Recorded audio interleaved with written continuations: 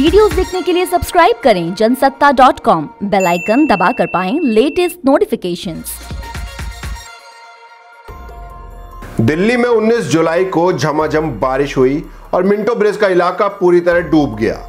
बारिश के पानी के चलते यहाँ कई मकान ढह गए, जबकि एक शख्स की मौत भी हो गई।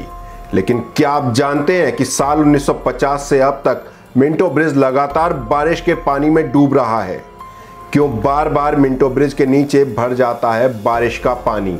1950 से अब तक 70 साल बीतने के बाद भी इस समस्या का क्यों नहीं मिला कोई भी समाधान? जानते और समझते हैं इस रिपोर्ट में। 19 जुलाई को मिंटो ब्रिज के नीचे पानी भरने और एक शख्स की जान जाने के बाद इस इलाके की एक पुरानी तस्वीर काफी ज्यादा वायरल हो रही है। ये तस्वीर साल 1993 की बताई जा रही है, जो हिंदुस्तान टाइम्स में पब्लिश हुई थी। ये तस्वीर भी मिंटो ब्रिज की है, जिसमें रेलवे अंडरब्रिज के नीचे एक बस फंसी नजर आ रही है और लोग सीढ़ी से पुल पर चढ़ रहे हैं।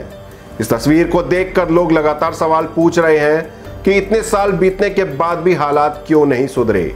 सिविक एजेंसीज अब तक इस समस्या का समाधान क्यों नहीं खोज पाई? दिवंगत इतिहासकार और दिल्ली के जानकार आरवी स्मिथ के मुताबिक मिंटो ब्रिज का निर्माण 1933 में हुआ था। तब से अब तक हर साल मॉनसून के दौरान यह रेलवे अंडरब्रिज पानी में डूब जाता है और सिविक एजेंसीज अब तक इसका कोई समाधान नहीं ढूंढ पाई हैं। सीनियर आईपीएस अफसर और दिल्ली ट्रैफिक पुलिस के पूर्व चीफ मुक्तेश चंद्र ने बताया कि वो बचपन से इस अंडरपास को पानी में डूबते हुए देख रहे हैं। इस संबंध में उन्होंने ट्वीट भी किया। उन्होंने लिखा, बचपन से अब तक लगातार हर साल में एक जैसी तस्वीर लगातार देख रहा हूं। मॉनसून के दौरान बारिश के पानी से डूबे मिंटो ब्रिज के नीचे फंसी डीटीसी की बस। इंजीनियर्स, टाउन प्लानर्स और सिविक एजेंसियों के अफसर क्यों इसका समाधान नहीं ढूंढ पाए हैं? किसी एक एजेंसी को इसकी जिम्मेदारी सौंपी जानी चाहिए, जिससे वो इसे ठीक करे। गौरतलब है कि मिंटो अंडरब्रिज दीनदयाल उपाध्याय मार्ग और स्वामी विवेकानंद मार्ग का मुख्य ट्रैफिक पॉइंट है। इसके अलावा यहां से कनॉट प्लेस, नई दिल्ली स्टेशन, पुरानी दिल्ली और दरियागंज का भी रास्ता निकलता है। 1983 से 2017 तक शहर के मेयर रहे सुभाष आर्या बताते हैं कि 1947 में भी उन्होंने इस अंडरपास में पानी भरते देखा है। उस वक्त वो महज 5 साल के थे। वो बताते कि यह गहरा ढलान है, जिससे इससे जुड़ी सभी सड़कों का पानी अंडरपास में भर जाता है। स्वामी विवेकानंद मार्ग के साथ साथ कनॉट प्लेस का पानी भी यहां आ जाता है और उसे निकलने का रास्ता नहीं मिलता। सुभाष आर्या के मुताबिक ये अंडरपास अब कॉमन फ्लड पॉइंट बन चुका है। मॉनसून के दौरान यह जल भराव होता है और उसमें बसें फंस जाती हैं। 1967 में पानी के फ्लो को मैनेज करने के लिए इस अंडरपास के स्लोप को चौड़ा किया गया, लेकिन उससे कुछ मदद नहीं मिली। 1980 में डीडीयू मार्ग पर दोनों तरफ स्ट्रॉम वाटर ड्रेन्स बनाए गए, लेकिन सफलता नहीं मिली। अब सवाल उठता है कि 60 साल से ज्यादा वक्त बीत चुका है, उसके बावजूद कोई भी एजेंसी इस समस्या का समाधान क्यों नहीं ढूंढ पाई? इसकी वजह जगदीश ममगैन ने बताई। वो एमसीडी के तत्कालीन अध्यक्ष भी रह चुके हैं। जगदीश ममगैन के मुताबिक इस समस्या का समाधान निकल ना पाने की असल वजह मिंटो ब्रिज ही है, जो एक हेरिटेज स्ट्रक्चर है।